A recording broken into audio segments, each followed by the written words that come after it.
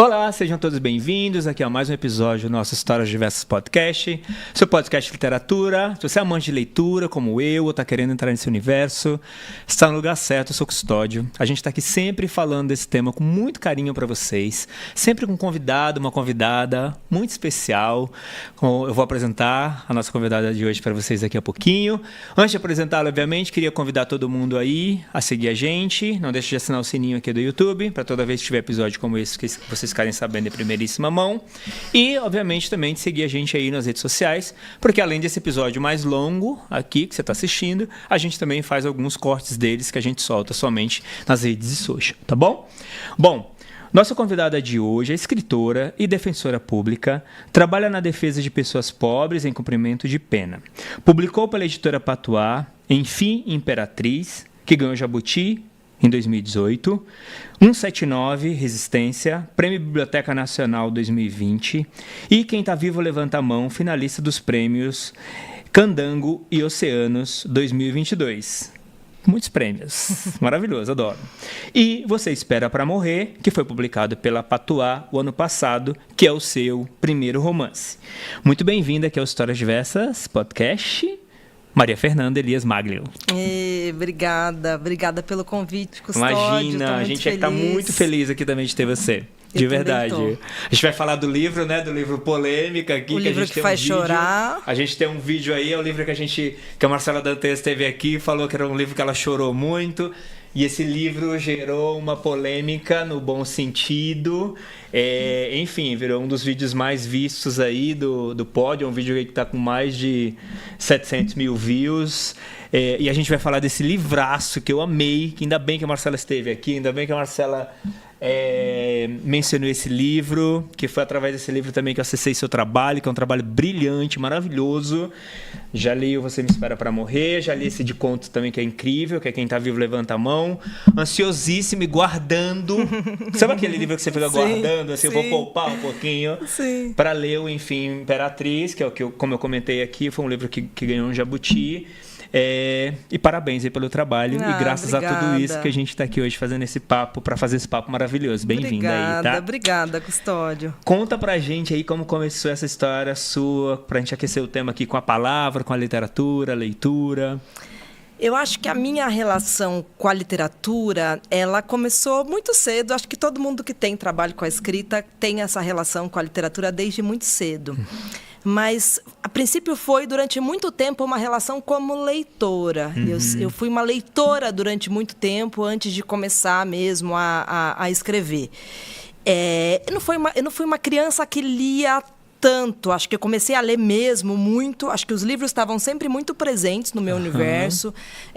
O meu pai é um grande leitor, minha casa sempre teve muito livro, a gente tinha uma biblioteca. Nossa, né, que é uma coisa muito maravilhosa. Eu me lembro de passar um tempo na biblioteca, daquele cheiro dos livros, e me lembro, inclusive, de antes de saber ler, já ficar ali manuseando, acessando. Mas eu comecei a ler mesmo, acho que na adolescência. Na adolescência, ali com 12 anos, acho que eu, por conta de uma professora de português incrível, acho que quase todo escritor e escritora tem verdade. Uma professora de português incrível. A gente estava aqui no papo falando sobre isso. Eu tive uma professora de português incrível, a Cidinha Nasser, e ela acho que me ajudou também a acessar. Muito incrível, porque ela me recomendou livros incríveis. E aí, eu acho que com 12 anos aí, nesse início de adolescência, eu entrei. E acho que a literatura, ela me forma não só como escritora, mas como defensora pública também. Eu acho que talvez eu tenha escolhido ser defensora pública por conta dessa coisa que acho que está em mim, né? Desse senso de justiça muito apurado, né? Muito arraigado, muito meu. Mas acho que foi despertado com a literatura. Eu lembro, assim, adolescente, de ter lido 2 livros... que de alguma forma me forjaram. Quais foram esses livros? Como defensora pública, mas assim, como uma pessoa política que pensa e que se revolta e que fica muito indignada com a injustiça, né? Eu acho que esses 2 livros foram Germinal, do Zola, e As Vinhas da Ira. que é do John Steinbeck, que são livros assim que tem de uma maneira muito orgânica, né? E isso é uma coisa que eu acho que a literatura faz muito bem quando é bem feito, que é trazer a denúncia e as questões relevantes, as questões sociais, de uma maneira muito orgânica, que você nem percebe que aquilo está fazendo e aquilo mexe com você. E ainda mais uma idade intensa, como essa, né? Uma idade de formação. Exato. Eu me lembro da revolta, assim, de ler Germinal, assim, com 15 anos e de ficar muito revoltada com o mundo, assim. Exato. E acho que isso, de alguma forma, foi me forjando para eu ser depois, inclusive, uma defensora pública. Mas a relação com a literatura como escritora, ela se deu mais tarde. Nessa época de início de adolescência, com essa professora, eu gostava de escrever. E ela dizia que eu escrevia bem. Então, você já aquela coisa de redação. Ali, né? Mas eu só escrevia redações, não era nada espontâneo. Então, assim, adorava você escrevia o que era pedido para ser escrito. Então, e é engraçado, porque nunca me ocorreu na época que eu poderia escrever o que não estava pedido, que eu poderia escrever espontaneamente. Então eu ficava esperando que pedisse a redação para eu poder, né, exercer isso, que era uma coisa que eu gostava de escrever. E eu lembro, eu tenho 2 irmãos mais velhos, eu sou a caçula, e meu pai, sim, meu pai é um grande leitor, e meu pai também escreve algumas coisas e tal. Então ele tinha muito orgulho dessa coisa de eu escrever. E eles me chamavam, assim, bem de uma maneira pejorativa, de a escritorinha do papai. Ah, que demais. Que tipo, era queridinha, vai lá, sua escritorinha do papai. E aí eu acho que isso ficou, de alguma forma, adormecida. Essa escritora ali, com 12 anos, adormeceu completamente. E aí eu cresci, eu fui fazer faculdade, fiz direito, fui prestar concurso. E aí eu virei defensora pública, e aí tive minha filha, e aí tive meu filho, e aí com 33 anos, com 2 filhos pequenos, um filho de 1 ano e uma filha de 3, assim, na pior fase possível em termos de disponibilidade de tempo, eu decidi que eu queria escrever literatura com 33 anos. Assim, por que nessa idade, sabe que né? A gente já conversou com muita gente aqui, e assim, é muito engraçado isso, porque essa história se repete um pouco. Sabe essa coisa da flor que nasce ali no meio da pedra? Exato. Naquele buraquinho que ela encontra? Exato. Né? Já teve autor que fala que, cara, eu escrevia mais quando eu tinha 2 filhos pequenos do que agora, depois que eles são grandes. Certamente é doido isso, caso, né? Certamente mas é que, é o meu caso. Tem uma coisa ali pra nascer... Que eu acho que é a urgência. Essa urgência, que essa flor vai achar um buraco no meio dessa pedra. Que é aquele poema do Drummond, que é maravilhoso, da flor que nasce no asfalto, que é uma flor feia, que é uma flor, mas é uma flor. Exato. É isso, essa urgência. É a literatura possível, né? Exato. Que eu sinto isso, que eu escrevia mais e com mais disciplina quando eu comecei a escrever do que hoje. Quando tinha menos tempo, vamos dizer assim, né? Exatamente. Mas eu acho que o que é um pouco esse sentido da urgência. Porque eu pensava assim, com 33 anos, então veio uma vontade muito forte, assim. E eu já sabia que não era uma escrita intimista, de diário, que não era uma coisa para mim, que eu queria escrever para publicar, para ser lida. E acho que foi tão urgente, eu já tinha 33 anos, que eu falei, bom, então agora, né, vou acelerar, eu preciso escrever. Então, tive que dar um jeito de começar a escrever. Perfeito. E aí, 2 coisas. Seu pai tá vivo? Tá vivo. Ainda bem. Tá vivo, E ele hoje é um leitor beta das coisas que você escreve? Como que é essa relação? O meu pai é um primeiro leitor. Meu pai publicou um livro de poemas muito por insistência minha. Ele não queria, sempre escreveu poesia, crônica. Ele tem um romance também. Sempre foi uma coisa que fez parte do universo dele. Meu pai é médico, sempre trabalhou muito. Mas o meu pai, não, imagina, não quero. Não, uma vontade sua. Eu falei, tá bom, é uma vontade minha, mas eu quero que você tenha um livro publicado. Então faz a minha vontade. E foi muito maravilhoso, porque eu lancei o Você Me Espera Pra Morrer junto com meu pai, no mesmo lançamento. Foi mágico, foi assim, mágico, porque minha relação com meu pai é muito especial. Tem uma relação com ele muito especial. E ele é um leitor. Eu me lembro, assim, as primeiras coisas que eu escrevia, a minha literatura não é uma literatura... carinhosa, não é uma literatura fofa de jeito nenhum, é uma literatura porrada, né? E mesmo eu tendo uma relação muito franca com meu pai... Desculpa, explica um pouco essa coisa dos 33 anos, ela querer sair desse jeito. Acho que sim, e saiu desse jeito, dessa maneira, e continua saindo dessa maneira, né? Que é um lirismo porrada. Exatamente, que estava lá e quando saiu foi um jogo. E logo no início, algumas coisas eu falava, ai meu Deus, meu pai vai ler isso, né? Porque assim, afinal, meu pai é um super leitor, mas é meu pai. Exato. E ele é um super leitor, e ele sempre foi fã dessa literatura que eu faço, porrada, e se emociona, e gosta muito. E para mim é sorte, gosta da literatura que eu escrevo. Que demais. E aí, como que você chega no primeiro livro? Nesses 33 anos, a vontade de escrever, ali já começa a nascer os primeiros contos desse livro. Como que você chega no primeiro livro, assim, entre o escrita e o publicado, vamos dizer assim? Eu acho que quando eu senti essa vontade, porque no início foi uma vontade mesmo, uma coisa que brotou do nada, assim, que veio, que eu acho que tem a ver um pouco com essa vida posta, né? Eu era defensora pública, tinha 2 filhos, e assim, e o que mais, né? O que mais? Eu tinha 33 anos e o que mais, né? A vida era isso. Eu acho que veio um pouco desse lugar de vida posta, de querer, né? Do desconforto, de querer um rompante, né? E aí eu me lembro que depois que eu tive essa ideia, eu pensei, bom, e agora? O que eu faço? Bom, se eu quero escrever, mas eu pensei, que pretensão, né? Como assim eu quero escrever? De onde eu tirei isso, né? Eu não escrevo, eu não sou escritora. E aí eu pensei e falei, bom, mas será que tem algum espaço que eu possa aprender melhor a escrever? Boa. E foi aí que eu descobri as oficinas. Ótimo. As oficinas literárias. Meu caminho, assim, como o caminho de muitos escritores e escritoras hoje em dia, foi pelas oficinas literárias. E que bom que hoje a gente tem muita oferta de oficina literária. Total. E que a gente tem perdido um pouco esse preconceito, que é um preconceito bastante elitista, se você for pensar, de que ou a pessoa nasce sabendo escrever, ou a pessoa não pode aprender. Que a escrita é para poucos. Que a escrita é para poucos. E é bastante elitizado, porque quem é que nasce sabendo escrever? Quem são esses seres iluminados que nascem com o dom da escrita? É justamente quem teve acesso a livros desde cedo, que seria o meu caso. É gente que tem tempo para escrever. Tempo é um luxo hoje em dia. Totalmente. E tempo, isso era uma coisa que eu definitivamente não tinha. E aí eu fui percebendo isso e percebendo as armadilhas. Essa armadilha de que não se aprende a escrever. E essa armadilha... Ser mulher, com certeza, com 2 filhos pequenos. Mas essa armadilha de que a escrita está num pedestal, que a escrita está num lugar muito alto. Que você precisa galgar esses degraus todos para alcançar esse lugar sagrado da escrita. E aí sim você poder escrever. E eu só consegui começar a escrever quando eu consegui desacralizar esse lugar da escrita. Perfeito. Quando eu trouxe para o resto do chão. Que era a minha realidade, era a escrita, a literatura possível para mim, com 2 filhos pequenos, era uma literatura feita com muitos intervalos.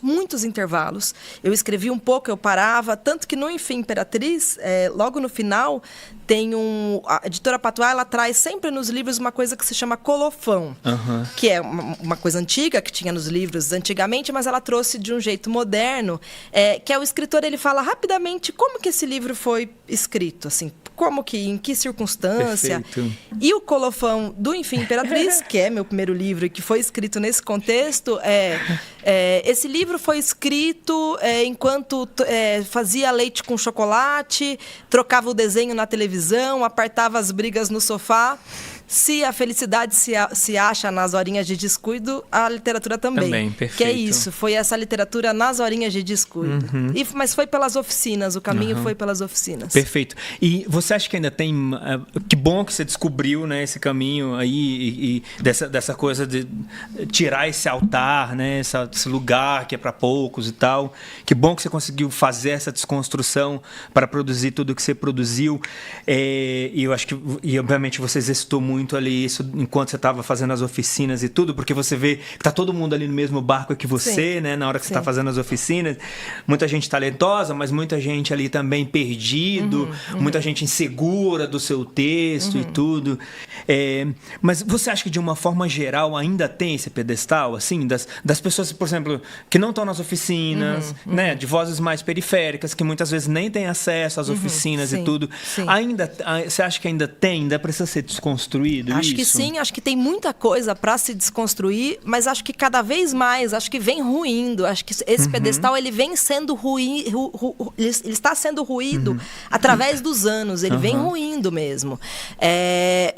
Acho que outra coisa que colabora para que esse pedestal ele vai desaparecendo, né, é a própria internet. Hoje em dia você não precisa esperar uma publicação formal para que você possa dividir com seus leitores o que você publica. Você faz uma poesia, você publica ali no Instagram e as pessoas podem comentar e podem interagir. Até os próprios romances, né? Você pode publicar você vai só publicando na plataforma online, e tem vários que fazem um sucesso assim tremendo, total, né? Total. E você chega, acho que você tem um acesso mais próximo do leitor, né? É como se a internet criasse atalhos do escritor até o leitor. E isso é uma forma de democratizar, né? Perfeito. Eu detesto essa fala que dizem, assim, às vezes, que para mim é uma fala bastante elitista. Todo dia todo mundo escreve. Tem muita gente escrevendo para pouco leitor. Bom, assim, escrever é um direito, né? As pessoas têm o direito de contar suas narrativas, de escrever suas histórias. E leitores vão ter sempre, mais para uns, menos para outros. Mas quanto mais democrático for a escrita, mais narrativas diversas, histórias diversas a gente vai ter, né? E isso é rico para quem escreve, mas é muito rico para quem lê. Sim. Porque literatura é o exercício da alteridade, de você se colocar no lugar do outro, de você tentar enxergar o mundo na perspectiva do outro. Então, quanto mais mundos, os mundos são diversos, quanto mais mundos eu, como leitora, tiver acesso, melhor vai ser para todo mundo. E nesse caso, é melhor a gente pecar pelo excesso do que pela escassez, não é? Com certeza. É melhor ter muito mais oferta do outro lado e eu poder escolher dentro de um portfólio muito mais amplo do que eu ficar reduzido a 3 ou 4 coisas. Sem então, dúvida. que bom, que produzam, que tenha mais coisas do outro lado, né? É melhor que tenha mais livros ruins publicados do que livros bons não publicados. Perfeito. Acho que essa é a conta. Amei isso. Amei. E adorei outra coisa que você falou, que a literatura a gente acha em lugares de horinhas de descuido. Amei isso. E eu queria pegar esse ponto para te perguntar, hoje, como que é essa coisa da sua disciplina? Que você escreveu naqueles 15 minutos ali no primeiro livro, separando brigas e tudo que eu adorei. Mas e hoje como que é? Hoje você tem um tempo, você organiza melhor essa rotina? Como você está tratando assim? Eu não consigo ter assim um tempo ainda sagrado da escrita. O dia a dia não permite, o trabalho como defensora pública. Então acaba sendo ainda nas horinhas de descuido, nos intervalos. Durante um tempo eu consegui acordar mais cedo e escrever todos os dias de manhã bem cedo. Hoje em dia já não dá mais, porque as crianças vão para a escola cedo, e aí depois, quando eles saem para a escola, já é hora de começar a ajeitar o dia, começar a trabalhar. Então, hoje em dia, eu ainda escrevo nos intervalos, mas assim, esperando minha filha no dentista. Estou ali escrevendo, levo o computador. Nesse aspecto, você escreve em qualquer lugar? Em qualquer lugar. Perfeito. Porque é isso, eu tive que trazer a escrita para a minha escrita possível, né? E às vezes ambiente com barulho. Meu filho está fazendo judô e eu estou escrevendo, e barulho de queda ali no tatame, grito, e eu tô escrevendo. Então eu acho que hoje em dia esse barulho do entorno, às vezes eu levo o fone de ouvido e ponho uma música clássica quando eu sinto que o barulho está me atrapalhando. Mas o barulho acaba sendo um embalo da escrita também. Ele faz parte do processo criativo. Faz parte, porque eu não acredito nessa escrita pura. Acho que a escrita está sempre muito contaminada por tudo. Pelos sentimentos de quem está escrevendo, pela história de quem está escrevendo e pelo entorno. Pelo que você está vendo, pelo que você está vendo, o que você está ali experimentando no mundo. Perfeito. Mas está contaminada também pelo barulho do entorno. Né? A escrita, ela está acontecendo, ela é viva, né? Não, perfeito. Não, a gente já conversei também com vários autores aqui que escrevem no metrô, escrevem em shopping, enquanto almoça ali, e é um pouco isso também, né? Porque tem essa coisa do ver o mundo assim também, né? Acho que na hora que você se fecha ali, com todo respeito também a quem se fecha, porque cada um tem o seu método e tudo, mas acho que aí você se fecha muito, né? Estava vendo um painel com o Gonçalo M. Tavares, português, que inclusive é um dos escritores que eu amo, assim, adoro, amo o trabalho dele e tudo. Ele falou que ficou trancado 3 meses, recebendo comida embaixo da porta para escrever um trabalho.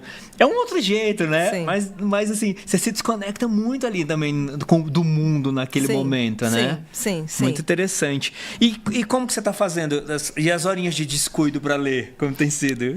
Ler é mais fácil, porque ler é muito melhor que escrever, né? Essa é a verdade. Olha, eu falo para todo mundo, gente, se você está reclamando que você não tem tempo para ler, que ler é muito difícil, vai escrever. Aí vocês vão ver o que é desafio. Ler é muito gostoso, gente. Ler é uma delícia. Ler é uma delícia. Escrever é difícil. Ler é uma delícia. Então, acho que ler fica mais fácil. Sempre tem um livro na bolsa. Eu normalmente leio tanto no Kindle quanto livro físico ali ao mesmo tempo, porque se estou numa situação que é o Kindle, se estou numa situação que pode ser o livro físico. Então, sempre acabo lendo mais de uma coisa ao mesmo tempo. E você... isso é outra coisa que eu ia te perguntar. Você lê muitas coisas ao mesmo tempo e como que você faz esse balanço, vamos dizer assim? Leio. Normalmente um livro físico e alguma coisa no Kindle, assim, para ter duas possibilidades. Mas se o livro pega, assim, aí eu não consigo largar aquele. Agora, por exemplo, no Kindle eu estou lendo o último livro do Minha Luta, do Cal Wolve. Que os livros são enormes, os livros dele, pelo amor de Deus. São enormes, já estou um pouco... Eu gosto muito da escrita dele, mas é uma coisa que agora, assim, já no final... E tô lendo também 2 livros físicos. Tô lendo o livro da Mari Carrara, que acabou de ser lançado. Meu marido acabou de ler, aí ele soltou, eu peguei. Eu li, é maravilhoso. A Árvore Mais Sozinha do Mundo. Tô adorando, perfeito. Tô no começo. E fui no lançamento da Paula Fábrio. E aí o livro dela também comecei a ler. Tava na minha bolsa um dia, que era aquele que tava. Tô apaixonado. Também tô no começo, então tô lendo ali ao mesmo tempo. Perfeito. A gente tá lendo meio que as mesmas coisas. Olha ali, só. Né? E quando que a Maria Fernanda, escritora, mais se junta e mais tem que se separar da defensora pública? Eu acho que é tudo uma coisa só sempre e ao mesmo tempo está muito separado. Mas eu não consigo ver, assim, eu não consigo compartimentar. Porque eu acho que tem uma coisa que une tanto o exercício da escrita quanto o exercício da defensoria pública, que é essa alteridade, né?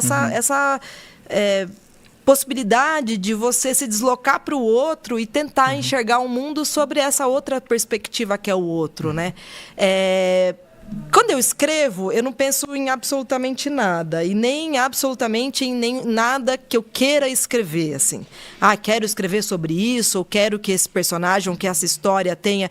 Eu simplesmente escrevo. É uma entrega para a escrita, para a própria linguagem. O livro ele vai se escrevendo sem que eu tenha que me preocupar para onde a história vai. A história se escreve, os personagens se escrevem. O livro ele é escrito, né? Não sou eu quem escrevo. E, em contrapartida, o trabalho da Defensoria Pública, claro que é um trabalho racional, né? Não é um trabalho orgânico, é outra escrita, né? As pessoas às vezes perguntam, porque a escrita jurídica ela tem toda uma característica própria, né? De ser uma coisa mais empolada e tal. Se em algum momento isso me atrapalhou, né? Eu acho que o contrário. Eu acho que a escrita literária me atrapalha a escrita jurídica, mesmo antes de eu ser escritora, né? Porque eu acho que está muito em mim. Ali um texto mais jurídico, você fala, opa, tem muito... Isso está muito literário. A escritora tá vendo uma coisa literária aqui. Sim. Quando eu fui fazer mestrado, que foi a única coisa que eu fiz na academia... A Mari Carrara também é defensora, né? Também é defensora pública, também. E tenho certeza que ela deve padecer do mesmo mal, né? A escrita literária dela não é nada engessada, mas a jurídica pode ser que seja um pouco literária. Sim. Perfeito. E você assina seus livros com nome longo, né? O que não é comum, né? Normalmente os escritores escolhem, pelo menos os contemporâneos, ali 2 nomes, né? Sim. Você já pensou em fazer uma coisa mais abreviada? Já, muitas vezes. Porque eu publiquei o Enfim, Imperatriz, fiquei muito na dúvida que nome que eu colocaria, assim. Eu tenho um apelido, todo mundo que tem um pouco de intimidade comigo me chama de Nana. Então, na época, eu pensei, Nana é como eu me identifico. Hoje em dia, consigo me identificar também como Maria Fernanda por conta da defensoria e da literatura. Mas eu fiquei muito na dúvida, acabou sendo esse nome cumprido, e depois eu quis mudar. Mas aí já tinha publicado Enfim, Imperatriz, tinha ganhado o Jabuti como Maria Fernanda Elias Maglio, mas hoje o que eu mais penso é que esse nome poderia ser mais curto. É um nome de princesa, né? Um nome que não o nome é lindo, mas é mais por uma questão de recall, né? Isso, de você conseguir recordar. Exato. Pode ser que eu mude ainda, Quem sabe no próximo trabalho. Pois é. Bom ponto. E você começa, obviamente, ali nos contos e depois vai pro romance. O que muda no processo criativo quando a gente fala desses 2 gêneros? Eu acho que muda muito viu, Custódio, pelo menos no meu caso, assim, considerando o meu processo criativo, mudou muito, mais do que eu gostaria que tivesse mudado. Porque, na verdade, eu tenho uma maneira de escrever, que acho que não é de todo mundo, né? Acho que e isso é uma coisa que me interessa muito, eu tenho muito interesse sobre esse tema, assim, como que os escritores escrevem, da onde que vêm as histórias, como é que você planeja antes ou não. Eu não sou uma escritora planejadora, eu sou uma escritora improvisadora. Isso que eu disse antes, eu vou escrevendo, a história vai sendo escrita, e isso funciona muito bem para contos. Sempre escrevi contos assim. Começo a primeira frase, a primeira palavra, sem ter ideia de para onde essa história vai levar. Assim, nenhuma ideia. Como se eu estivesse assim, cavando um buraco e tô vendo e tô descobrindo. Perfeito. E não sou eu que tô escrevendo essa história. E aí eu tentei fazer isso para a escrita do romance, do Você Me Espera Para Morrer, que é meu primeiro romance.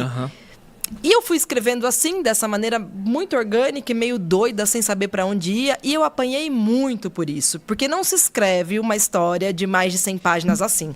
Se escreve uma história de 5, 6, de 7, de 10, de 100 não. Ótimo ponto. E aí eu tive que ficar voltando depois para ir corrigindo os problemas que eu tinha criado. Isso me deu muito trabalho. E aí, depois desse Você Me Espera Para Morrer, eu escrevi um novo romance que está inédito ainda. E aí, sabendo disso e tendo tido essa experiência, eu fiz diferente. Eu planejei um pouco, sabendo que ia me escapar completamente, porque eu não sou planejadora. Mas eu fiz ali um arcabouço, um esboço, alguma coisa para eu ter uma certa segurança. Para organizar datas, cronologia e tudo, para eu não criar tantos problemas. Assim, pelo menos para eu saber quando se passa, né, como que é esse personagem, qual que é a classe social, qual que é o entorno. E aí eu tive um pouco menos de problema. Perfeito. E onde você se acha mais, assim, nos contos ou no romance? Eu acho que eu não sei te dizer ainda. Eu gostei da experiência de escrever os dois romances. Você fica mais tempo com aqueles personagens, né? Mas o conto, ele te dá uma sensação... porque a sensação de acabar alguma coisa, ela é sempre muito boa. Acho que literatura ou qualquer outra coisa, você terminar alguma coisa, a sensação é muito boa. E você terminar um conto é uma coisa rápida, então você tem essa sensação mais vezes. O romance você demora mais para ter, ele é mais frustrante. A escrita do romance, ela é mais frustrante. Você fica mais tempo ali com a história. Fica. Mas é uma história. É uma história. É uma entendi. História. E enjoa, os personagens enjoam. E você tem mais dúvidas, né, sobre o processo. Aí relê, quer mudar, fala, isso aqui não tá falando com isso. Isso. Super te entendo aí. E seu próximo trabalho é um romance. É um romance. Tá escrito já? Tem data? Ele tá escrito. Não tem data, mas ele tá escrito, ele tá pronto. Eita, acho que tá já pronto. Tem título? Tem uma provisório ainda, que eu não sei como é que vai ficar, então... Ok, aguardemos. E você é uma grande leitura de contos? Quem são suas grandes referências aí nesse universo? Eu acho que, assim, acho que eu tenho livros de contos que eu gosto muito. Eu gostava muito, quando era mais nova, dos livros da Lígia Fagundes Telles, assim, ela tem uns contos maravilhosos.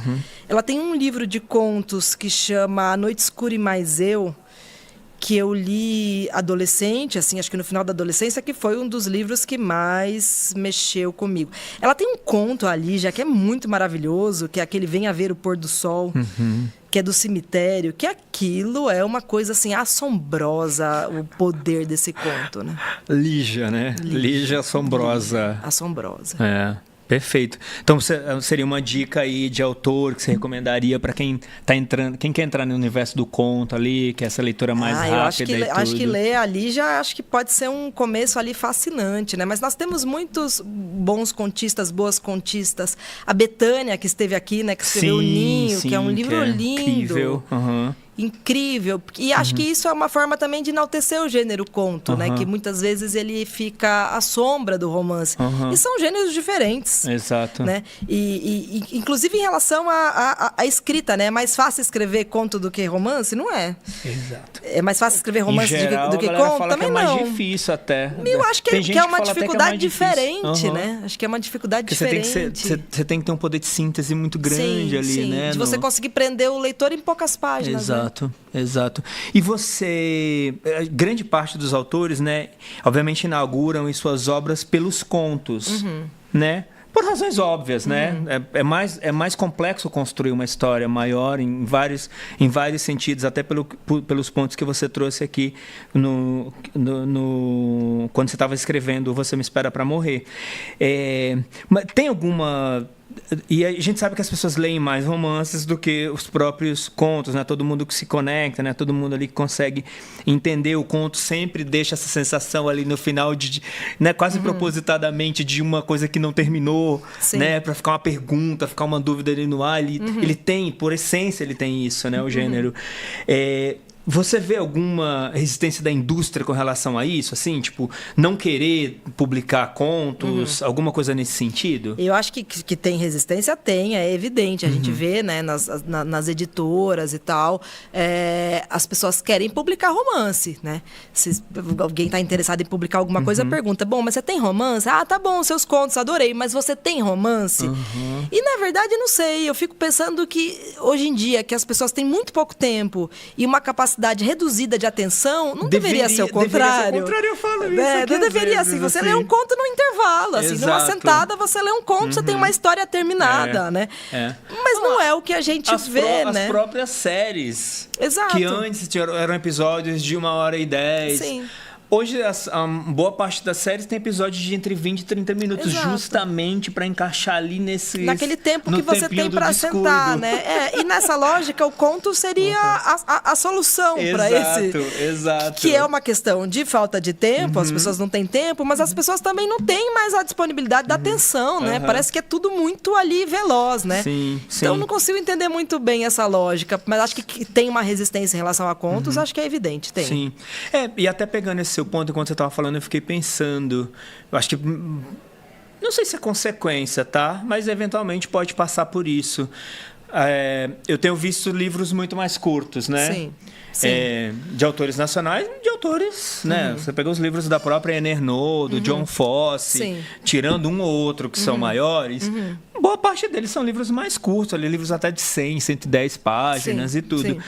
Eventualmente pode até passar por isso, né? Tipo Acho assim, que sim. É um romance, não é um romance extenso, é um romance com fôlego menor, mas é um romance, né? Você transforma aquele texto que ali eventualmente poderia ser um texto de 6 ou 10 páginas num texto de 110 páginas. Claro. Não fica uma coisa super robusta, mas fica uma coisa que ali você acaba mudando o gênero, né? Sim. E acho que no caso de nós, escritores brasileiros, né? Acho que pode ser uma questão também que está ligada... Uma vez a Noemi falou isso, né? Por que os nossos livros, os nossos romances, eles são mais curtos se a gente comparar, por exemplo, com os romances americanos em geral, que são romanções, né? Assim, aquela coisa... Sim. E aí ela fez algumas observações, né? Uma que talvez a gente resista em esticar, né? Uma coisa nossa, assim, que a gente não estica, né? Não enche linguiça, mas de jeito nenhum, assim, aquela coisa sempre muito enxuta e talvez seja alguma coisa pra gente pensar um pouco, né? Que em alguns momentos dá pra gente... Dar uma esticada. Esticar, não encher linguiça, mas puxar um pouco a história.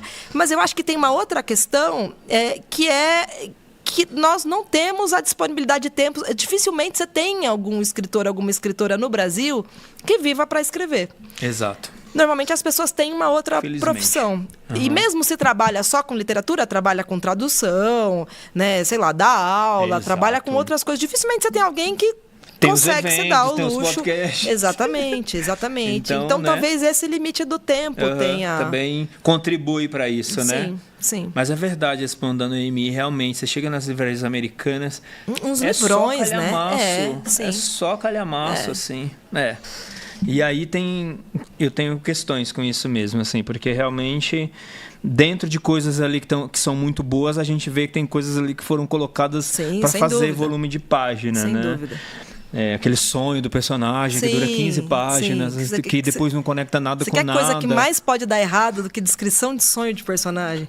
Pode dar muito certo em algumas situações, quando muito bem feito e que tá ali, precisa estar ali. Exato. Mas muitas vezes, assim, gente, descrição de sonho de personagem é aquela coisa que eu sou uma leitora muito desapegada.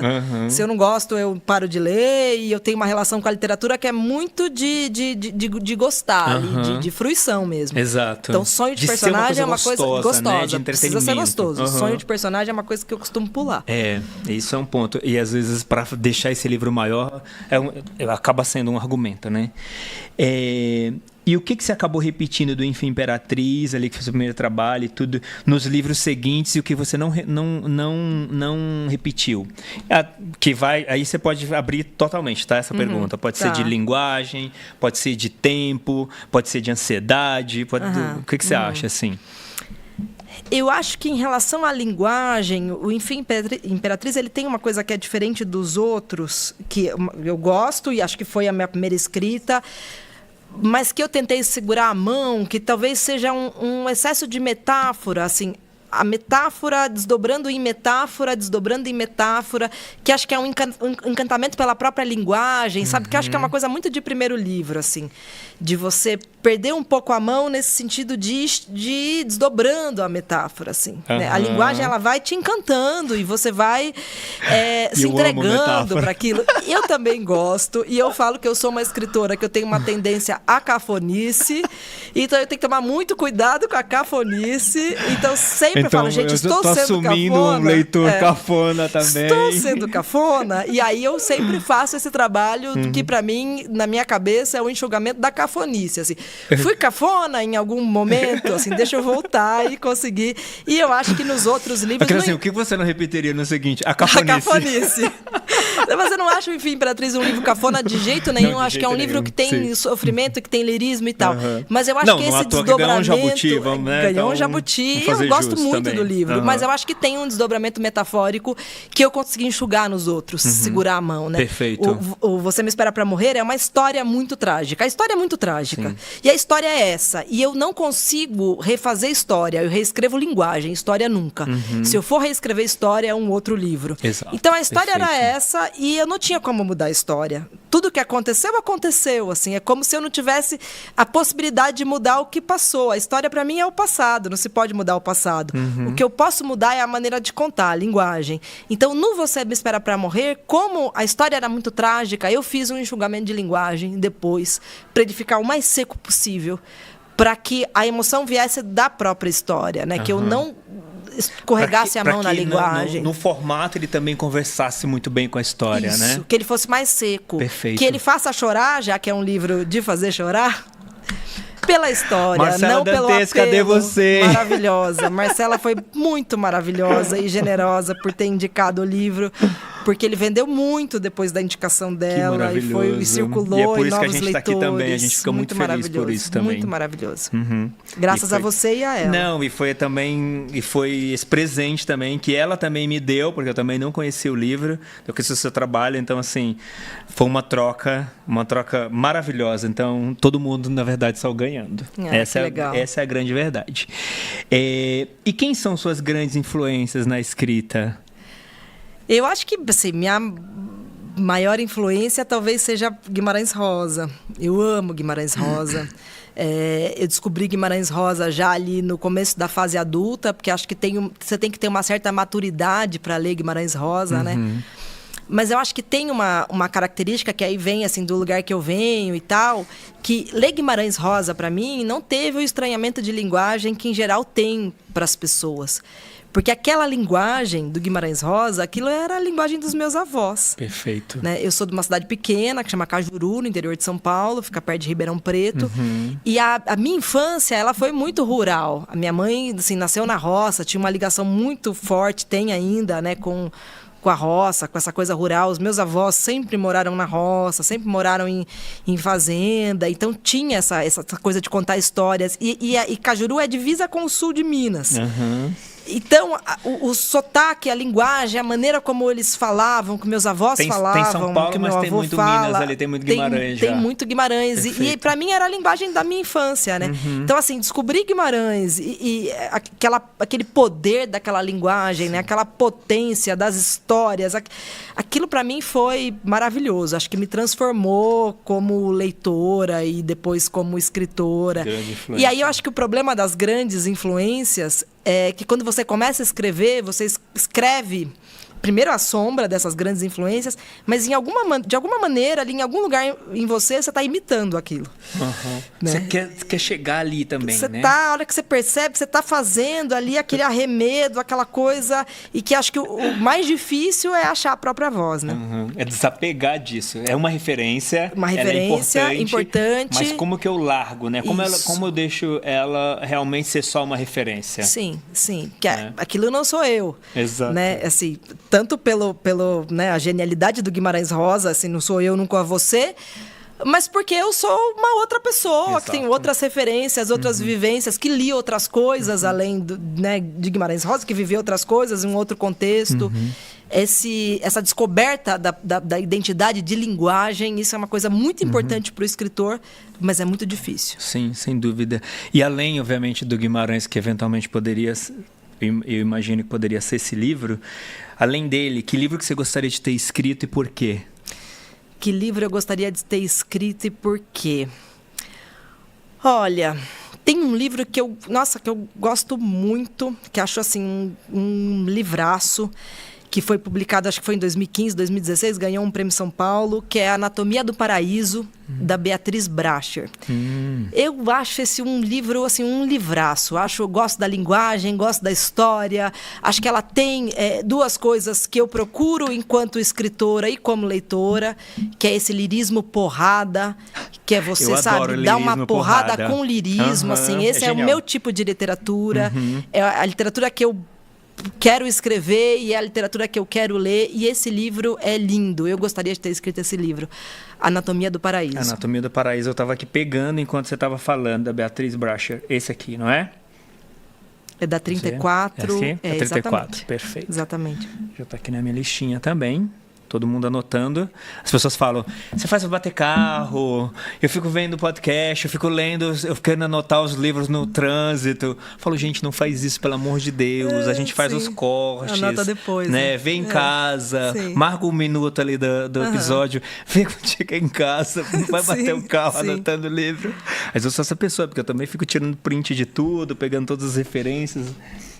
Entendo. Então, super anotado aqui, ótima referência. Vou te fazer uma pergunta aqui. Eu estava semana passada num painel com o Hugo Gonçalves, também, que é um outro escritor português que eu gosto bastante. E ele falou assim, eu achei interessante, ele trouxe um ponto assim, eu escrevo para entender o mundo, não para mudar o mundo.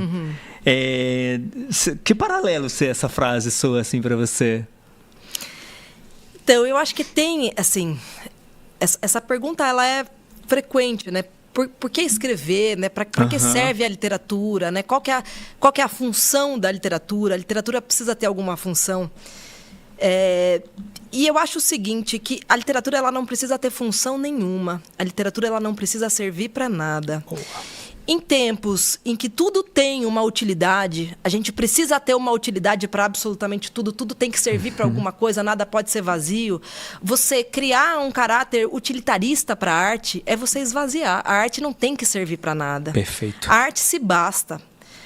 Ela se basta por si mesma. A existência dela só depende dela. Então, a literatura ela não tem que servir para nada. Apesar disso, ela serve para muita coisa. Né? E qual que é a diferença da literatura não ter que servir para nada e servir para muita coisa? Porque se você diz que a literatura tem que servir para alguma coisa, você está dizendo que você tem que escrever para chegar em algum lugar, ou para...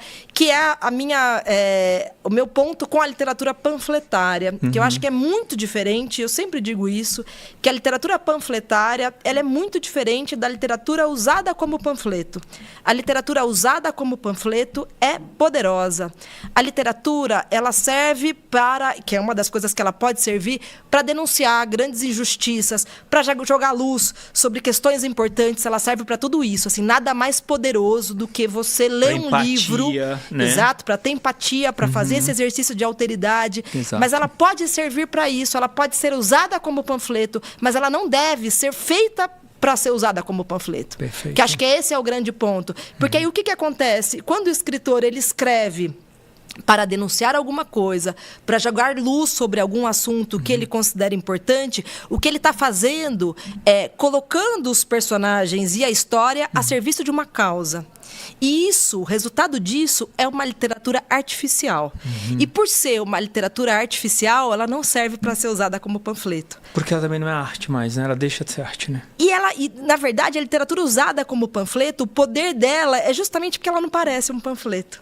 É a vida. Exato. É a vida, você está ali denunciando o racismo e aquilo está super orgânico e aquilo não parece, e você fala, meu Deus, aquilo te toca profundamente. Perfeito. Mas a literatura, ela feita como panfleto, ela perde inclusive o caráter panfletário. Perfeito, super, ótimos pontos, excelente, excelente. E quando que um texto ou um livro, no caso do, por exemplo, usar o exemplo específico aqui do Você Me Espera para Morrer, tá pronto, assim, ele se esgota, você fala, acabou. Porque é difícil achar esse tempo, muito, não é? Muito difícil. Porque você muito pode difícil. que a história pode não ter fim. Inclusive tem livros que, né? Tem livros que vira 5 livros, vira 5 volumes. É muito difícil. Tem histórias que um personagem do livro 1 acaba voltando lá no livro 3, né? Como que é isso para você? É muito difícil porque a medida é difícil. Porque você escreve. E aí você vai, né, editando e você vai melhorando o livro. Você vai melhorando, você vai melhorando, você vai melhorando e você chega no ápice e se você continuar a mexer, o livro vai piorando. Mas a grande questão é descobrir onde está esse ápice. Onde eu estou mexendo está melhorando e onde eu comecei a mexer está piorando. Acho que esse é o grande segredo, né? É você ir sentindo que talvez seja uma coisa mais sensitiva até do que racional. É você estar percebendo ali, agora eu estou começando a mexer e esse livro está piorando, né? O que eu posso fazer para melhorar esse livro até o ponto que é assim, é sempre, acho que a medida é sempre o melhor livro que eu posso escrever agora, nunca é o melhor livro da vida, né? O melhor livro que eu posso escrever agora qual é? E eu cheguei nesse ponto e agora eu vou parar, porque senão não vai ser o melhor livro que eu posso escrever agora. Eu acho que essa medida, ela é uma medida difícil, ela é sutil. E ela existe para cada história que é contada também, não é? Ela existe para cada história e acho que para cada autor. Né? E acho que, às vezes, a gente pode perder a mão ali desse melhorar, melhorar, piorar e não ter percebido que você perdeu a melhor versão da história. Exato. Né? Que passou. A melhor história que você poderia ter escrito já não é a história que foi publicada. Eu espero que não tenha acontecido isso com os meus, nunca vou saber. Maravilhoso. Não, e a gente viu aqui, você tem 3 livros publicados, tem mais um, né? Tem 3 livro aqui, de mas poemas, tem um 7-9, né? Isso, um 7-9 em Resistência. Enfim, livros super premiados. Você começa a escrever um livro já premiado, né, pelo Jabuti, que é um dos principais prêmios da indústria e tudo, almejado, acho que por todo mundo aí que escreve tudo. Que importância tem essa coisa dos prêmios para você? E dos livros que você leu nos últimos anos, que livro que você premiaria?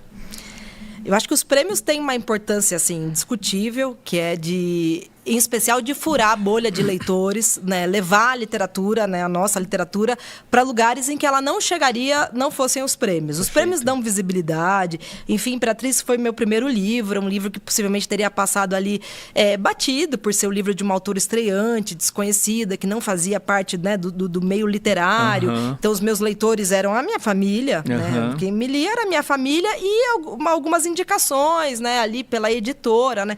Editora Patuá, maravilhosa. Aproveito para dizer aqui que é uma editora incrível, que todos os meus livros estão publicados pela editora Patuá. O Edu Lacerda, que faz um trabalho assim maravilhoso, um trabalho incrível. Perfeito. E o prêmio, ele tem essa possibilidade de levar esse livro para mais leitores. Acho que esse é o grande mérito dos prêmios literários. Perfeito. Mas os prêmios literários, eles podem ser traiçoeiros. Também. Assim, tanto ganhar quanto não ganhar. Eu sempre digo assim, que ganhar um prêmio não torna o livro melhor do que ele é. E o escritor não pode acreditar que ele é um escritor melhor porque ele ganhou um prêmio. Ele continua sendo o mesmo escritor e esse livro continua sendo o mesmo livro. E aí eu sempre digo isso, e agora, no começo da semana, saiu a lista dos finalistas do Prêmio São Paulo. Exato. E o Você Me Espera para Morrer, eu acreditava muito que ele estaria nessa lista e fiquei, claro, muito triste, mas assim, isso um prêmio é sempre um recorte, eu sei de tudo isso. E aí eu estava ali, triste e tal. E meu marido me falou uma coisa que me fez pensar. Ele falou, é engraçado, né? Porque você é incoerente. Porque quando você ganha, você diz, mas o livro não torna melhor do que... O prêmio não torna o livro melhor do que ele realmente é. E você não é uma escritora melhor porque você ganhou um prêmio. Você sempre repete isso, mas isso não vale para quando você perde? O livro é pior agora? Você é uma escritora pior agora? Exato. E aí isso me fez pensar. Eu falei, puxa, é verdade, eu preciso ser coerente. Né? E por isso que os prêmios são traiçoeiros. Né? Pode fazer o escritor acreditar que ele é melhor ou pior. O escritor é o escritor e o compromisso que a gente tem que ter é com a literatura que a gente faz. Né? Porque os prêmios, eles estão na ordem do imponderável. Assim, que controle que você tem. Sim. E é extremamente subjetivo, porque... Depende de jurados. Quem está vivo levanta a mão. Foi um livro que não foi finalista do Jabuti. Ele não ficou na lista dos 10 do Jabuti. E ele ficou na lista dos 10 do Prêmio Oceano.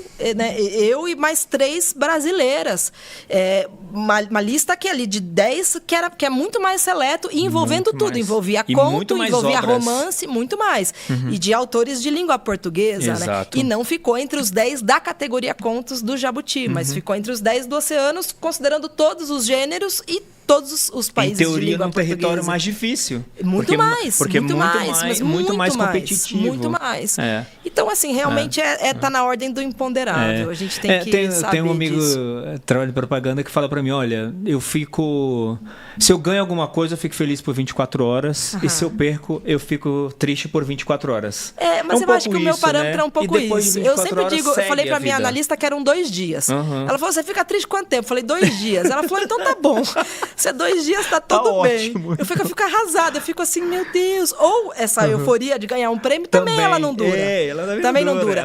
Sabe o melhor jeito de passar uma euforia de ganhar um prêmio? Sentar e escrever. Porque isso é real.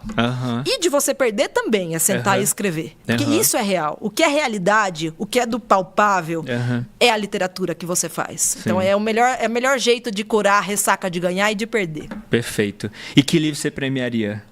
Do que você leu aí nos últimos 12 meses? Olha, Onde Pastam os Minotauros, do Joca Terron, que é um livraço. Perfeito. E o Joca é um super escritor. Eu sou muito fã da literatura que o Joca faz. Acho que ele está nessa ordem desse lirismo porrada, né? Que você dá uma porrada acariciando o leitor. Ele faz isso muito bem, pela linguagem, pela história. E Onde Pastam os Minotauros é um super livro, é um livro muito bom. Eu premiaria esse. Perfeito. Dado o recado aqui. É um puta livro e um puta autor, sem dúvida. Sim. Chanceladíssimo.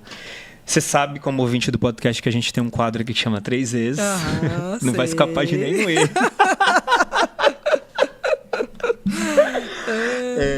São 3 livros, um para enaltecer, um para emprestar e um para esquecer. Quais são esses 3 livros para você? Tá. Eu vou começar para esquecer, que é a parte polêmica, né?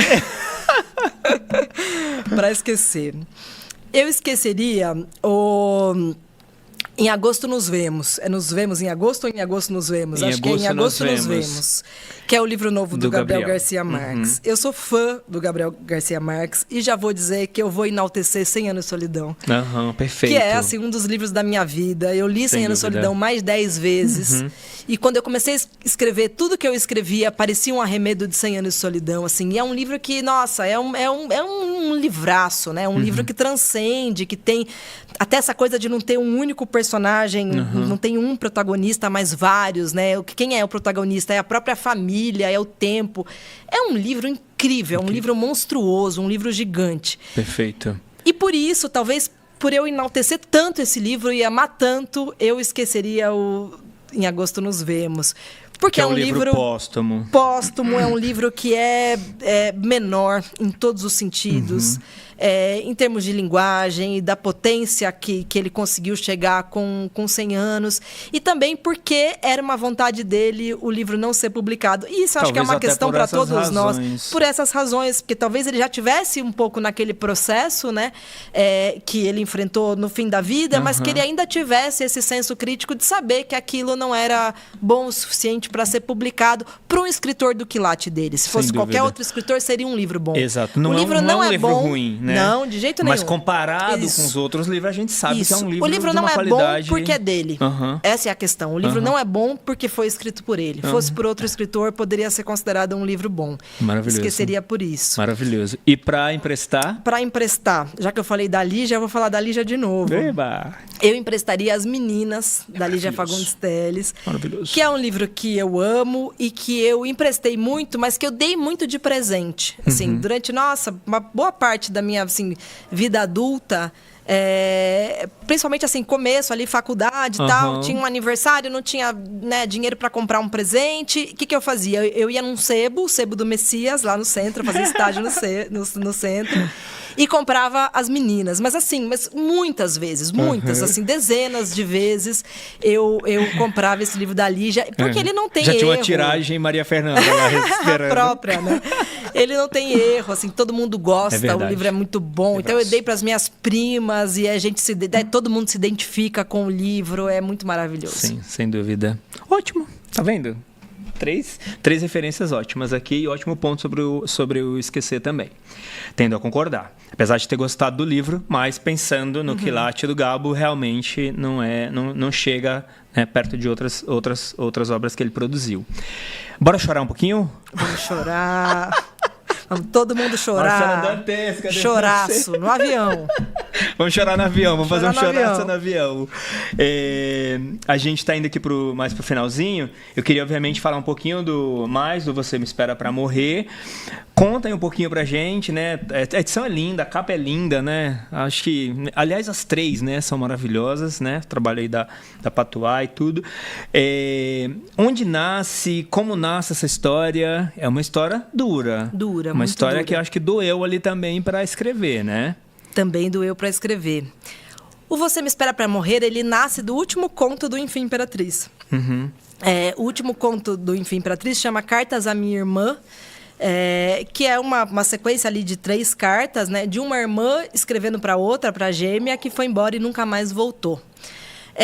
Esse conto é um exercício da Noemi, eu fiz Noemi, né, na escrevedeira, maravilhosa Noemi, assim, aliás, é uma recomendação para quem quer escrever. Perfeito. Fazer oficinas, em especial oficina com a Noemi, que é uma professora assim, incrível, eu devo muito a ela.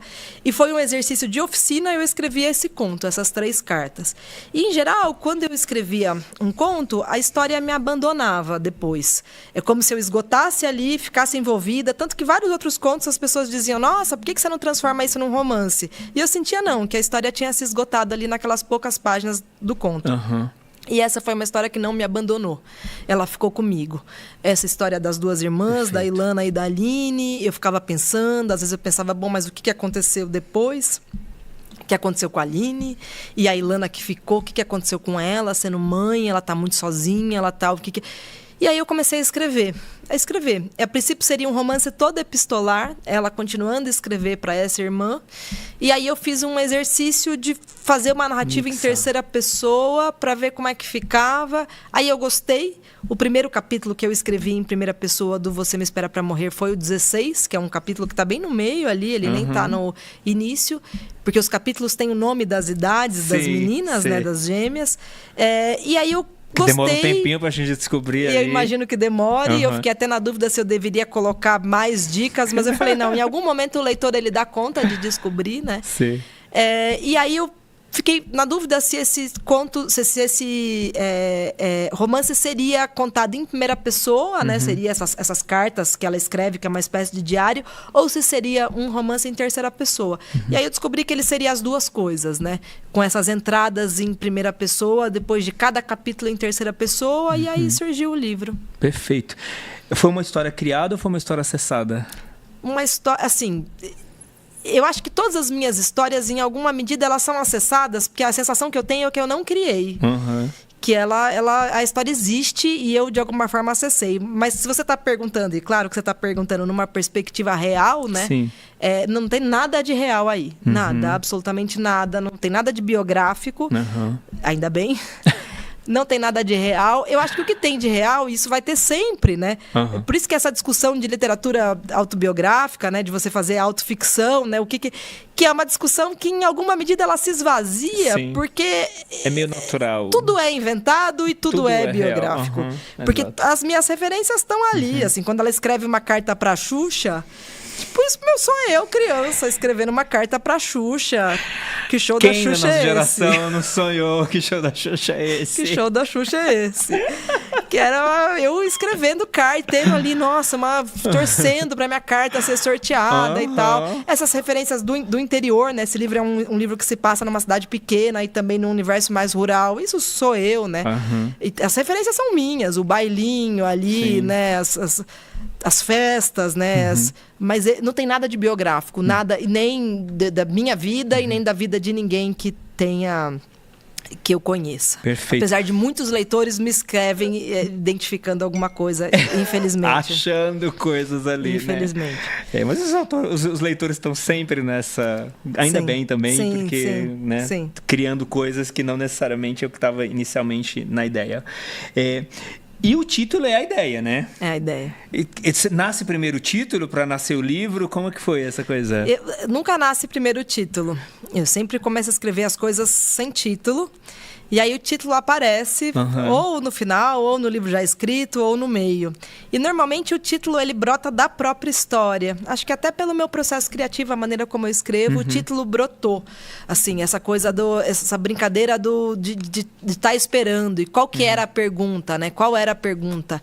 E aí a pergunta é: você me espera para morrer, né? E aí o título foi esse. Por conta dessa pergunta, que é a pergunta que permeia todo o livro, totalmente, né? Ela está esperando. Vou ler um trecho aqui agora, se me permitir. Claro. Que passa por isso também. A gente está indo no finalzinho aqui, obviamente. Vou ler um trecho e depois a gente faz um ping-pong e fecha, tá?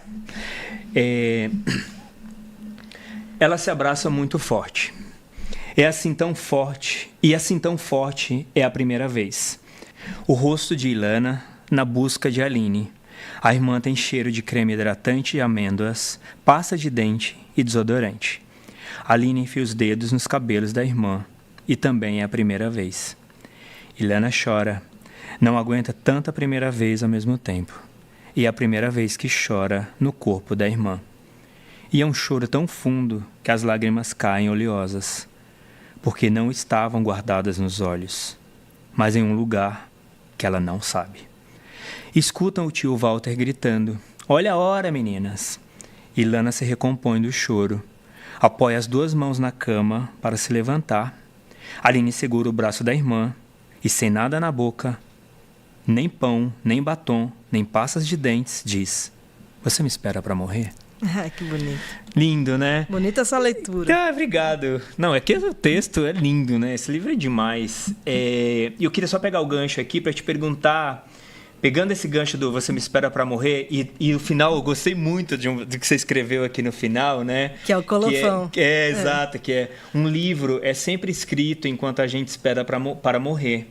Da minha parte, desejo que demore, para que eu escreva muitos, né? Sim. E eu achei muito legal isso, que você conecta ali a coisa do espera para morrer, mas com esse futuro da literatura, com o seu futuro, mas também o futuro da literatura, né? Da escrita e tudo. Sim. Achei muito legal. E eu queria te perguntar, você tem ambição de escrever o quê ou sobre o quê nesse tempo que a gente espera para morrer? Todos nós.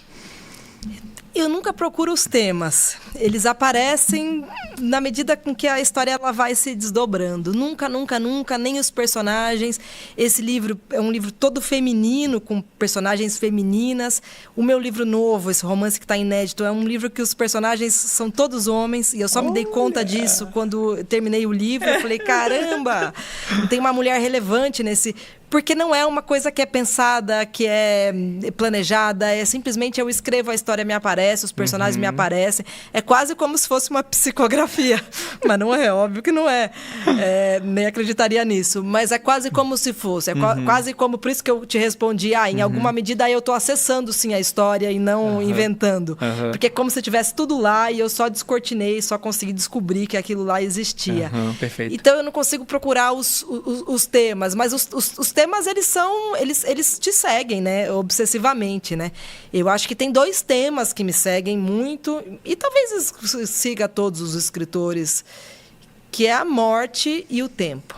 Acho que são 2 questões que me desassossegam, não só como escritora, mas enquanto pessoa, né? Morrer é um negócio assombroso, né? Assombroso. E aí eu fico, como as pessoas ficam vivendo, e eu também estou vivendo, sabendo disso, que eu vou morrer. E a gente acorda todo dia e a gente mantém a garra. E as pessoas que eu amo vão morrer. Não, e que dia vai ser isso? Hoje. Que dia vai ser isso? Não é uma coisa que está agendada, que a gente sabe a data. Isso é muito louco, né? Mas isso é uma coisa que me assombra diariamente.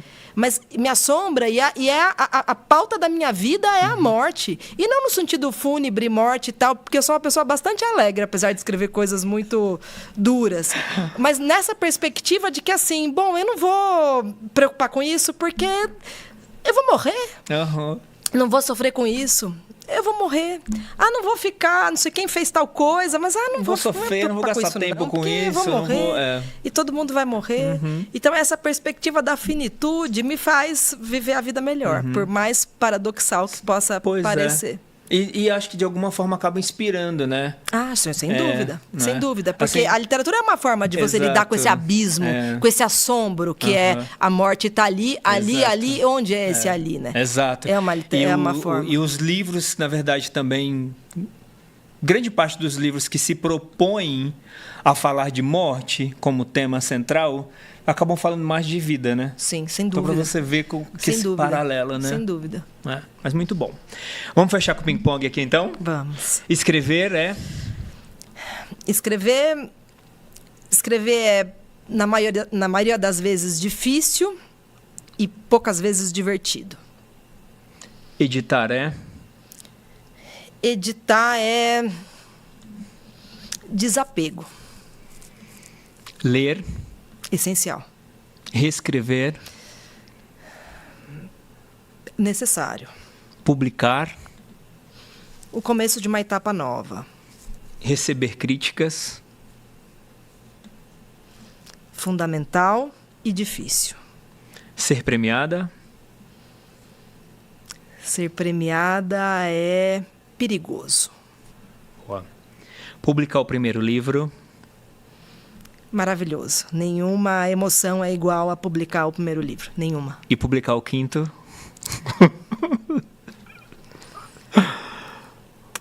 O medo é igual. A opinião do leitor? A opinião do leitor é importante com o livro publicado. Ela é irrelevante no momento da escrita. Perfeito. Então, encerramos aqui. Muito obrigado. Obrigada pelo papo. Também adorei. Papo super ótimo. Gostoso, papo ótimo, ótimas referências aqui. Super obrigado. Vida longa a você, a sua literatura, o seu texto. A nós, ao podcast, a literatura. Que ele continue com essa pegada. Dando essas porradas líricas nos leitores. Amei a porrada lírica. Obrigada, que ele continue por esse caminho e por tantos outros, obviamente, que você venha trilhar.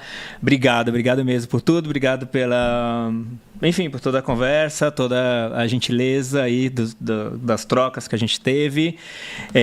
Estou aqui com o Enfim Imperatriz, como eu te falei, poupando para lê-lo, mas vai entrar já aqui na sequência de leitura. Então, super obrigado, tá? De verdade mesmo. Papo delicioso. Obrigada. Maravilha, gente. Bom, espero que vocês tenham se divertido aqui, tanto quanto a gente se divertiu com esse papo delicioso.